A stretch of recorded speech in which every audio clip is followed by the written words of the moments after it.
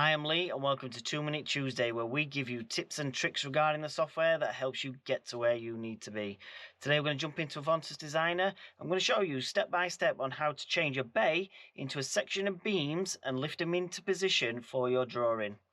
Let's get started. To create a beam section within your drawing, as you can see, I'm wanting to create one here for my top lift. Just drag in a new bay.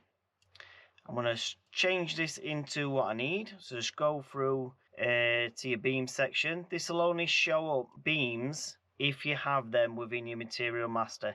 If you don't have them in, just go to the catalogues available on our website and add the beams in from the manufacturer that you use. I've got my section of beams here. I'm going to turn off my top lift. I'm going to unplank it. Then while it's still highlighted, I'm going to go into bay details. I want to turn off all my verticals because I don't need any legs for this because it's going to be clipped onto this tower here. I'm going to go onto my sides and then I'm going to skip my L and R side because I don't need any ledges or anything like that on these sides. I'm going to click apply, close that down, go into my model view, see what we've got, and there's your beams created. Obviously I need to get them into this top lift. I'm just going to sit them into position, and then while it's highlighted I'm going to use the base nodes. So let me just change this section to the side so I can see.